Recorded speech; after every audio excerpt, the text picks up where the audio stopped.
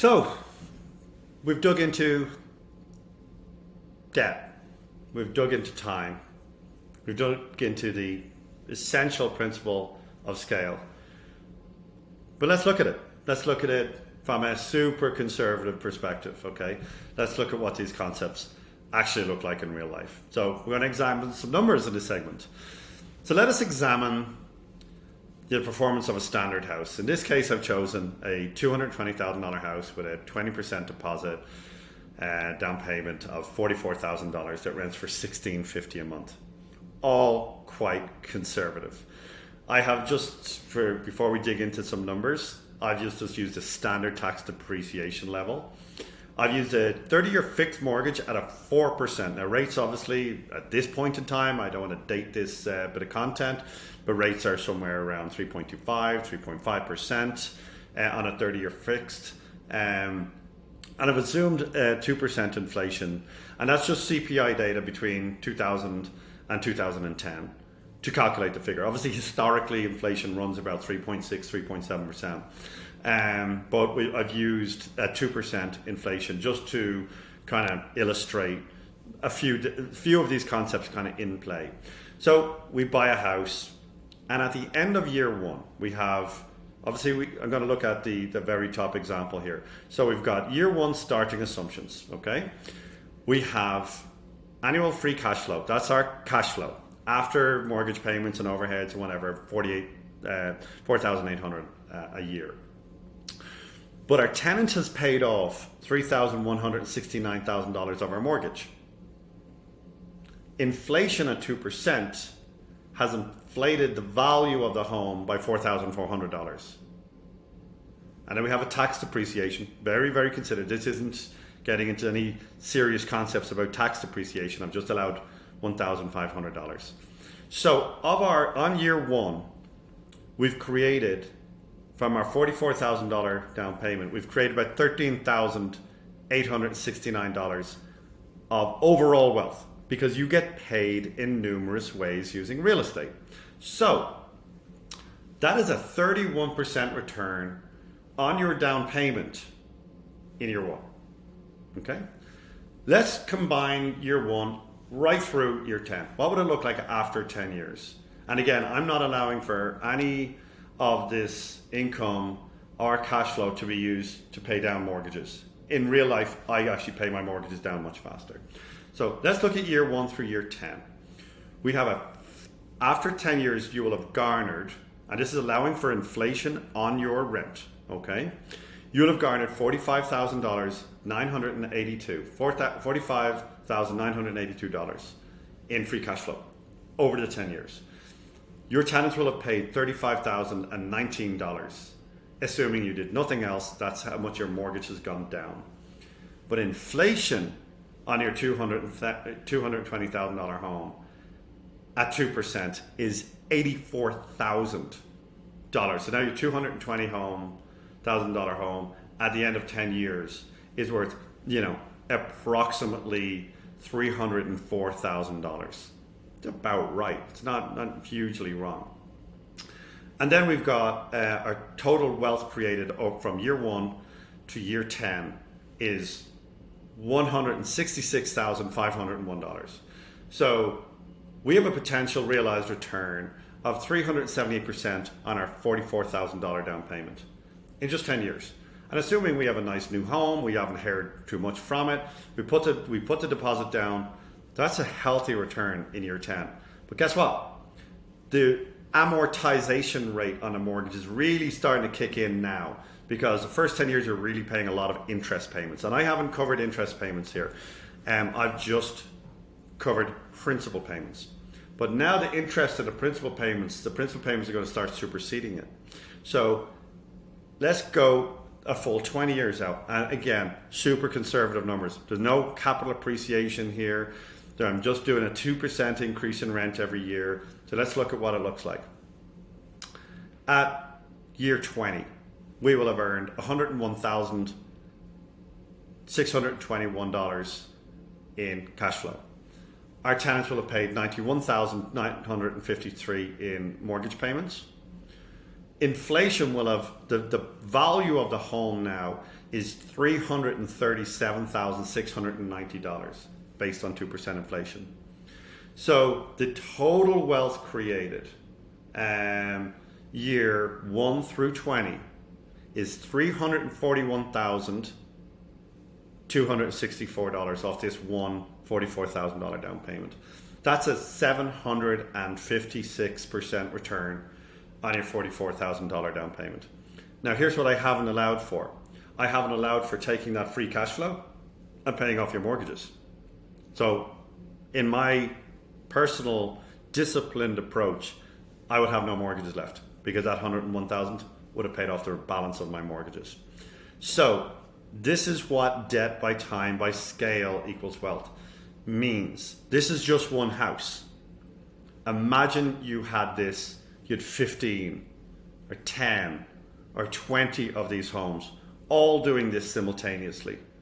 This is where the scale side comes in. So that's just a conservative example. It's based on CPI data. It's based on 4%. There's nothing guaranteed in these numbers. These are just concepts worked out on a piece of paper. But this is a very, very interesting just example or examination of what generally could or might happen over a 20-year period. So let's have some conclusions about what we talked about in this 4-part series. Debt by time by scale equals wealth. Number 1, start early or now. If you haven't started already, or if you don't understand these concepts, start early or now in realizing what each of these individual things mean, and start understanding and start getting comfortable with debt. Start understanding that it works over time. Start understanding that it's all about scale. So grow your portfolio to a meaningful size and start harnessing these concepts. Delaying now with life's narratives and excuses simply pushes out your future financial options. And I see this every day. People ask me, well, what about the election? What about, what if? All of these what ifs. And this is, again, normal. This is our caveman brain. What if I get eaten by a tiger? What if I, get hit by lightning? All of these worst case scenarios that people use to prevent themselves from moving forward with and gaining what it is that they should and need in their lives. It just doesn't work.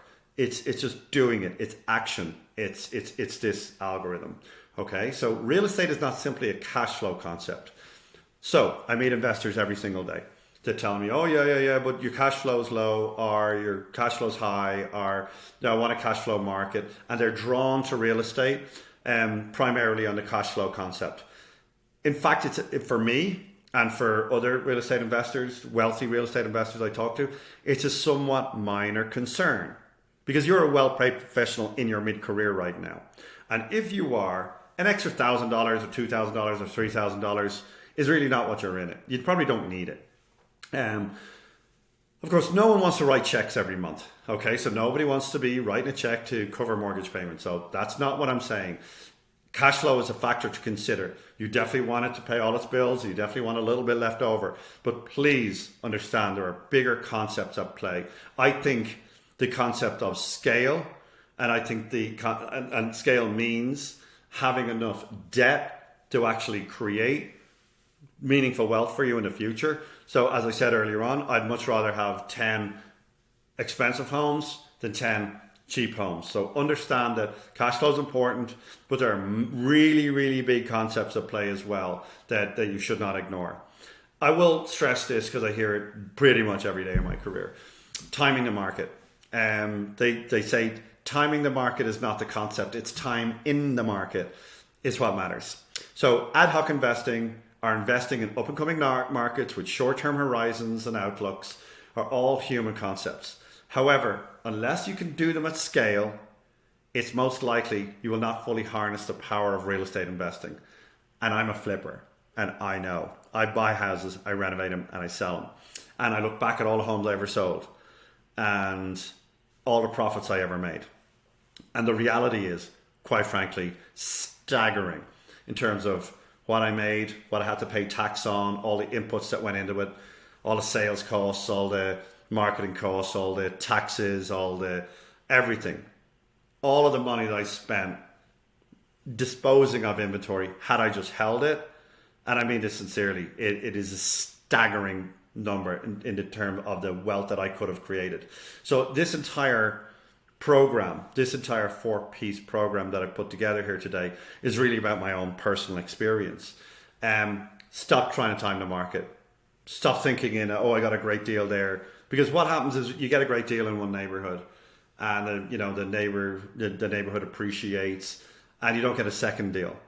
And then you're like, well, I'm not going to buy in there, at 270,000 when I got one at 170,000. And that prevents you then from harnessing the concept of scale. So go in and buy, meaningful, like buy 3 new homes in this market, 3 in that one and 5 in that one. And don't get bogged down in this ad hoc investing or short-termism. That's really, really important. Now we're going to get on to what I believe is the thing that made me actually record these things. Is real estate wealth is created tax-free, largely. So it can be used tax-free by an equity release, and your tenant will now pay off that debt. Now, this is in the future, so I'm going to explain it to you. When you do this for the very first time, the penny will drop. W-2 income is heavily, heavily taxed. And it's almost impossible to pay your tax, pay your life expenses, then have your monthly savable income, and then save that to the point where you can outpace inflation. It's just all stacked against the middle class, really, in that regard. You really must have, you must have assets. We talked about that earlier on. But real estate investors harness the bank's money. The tenants pay it off, and inflation grows their wealth. All we got to do is buy it and put that deposit down. Then we use the bank's money, tenants pay it off, and inflation grows their wealth. And they take it out tax-free. Let me explain that. So we now have, back to an earlier concept, we were talking about owning 15 homes, and those homes being worth 3 million, and in 30 years or in 20 years time, there were 6 million. Imagine in year 13, you're $3 million of homes, and you put $600,000 down. So you started off with $2,400,000 worth of debt. But now your $3 million home, your $3 million worth of homes, because of inflation, whatever, are now worth $4 million. And your debt has gone down from 2.4 million down to 1.8 million. So now you've got a sizable, meaningful bit of equity. And this is midway through your investing. What happens then is, because your rents have now risen, they can absorb a bigger loan. And when you do this for the first time, you go and you say, okay, I'm going to take out $700,000 of equity release out of these 3 homes, or these 4 homes or 5 homes. I'm not going to do it on them all, but I need to put my hands on $600,000 or $500,000 or $1 million, whatever your number is. You go and you refinance.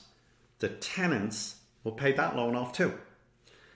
And you take it out tax-free. You haven't sold the home. So now you have $500,000. It's in your hand. Your tenants are going to pay off that loan. Your new tenants further down the road. And you got $500,000 and you didn't pay tax on it. When you do that for the first time, it is mind-blowing. It truly, truly mind-blowing. That you have this money in your hand and you haven't paid tax on it, and other people are going to pay it off. And that is what debt by time by scale equals wealth means. So I hope that you have enjoyed this little series of thoughts and concepts. I hope you can use them. I hope that they're useful to you.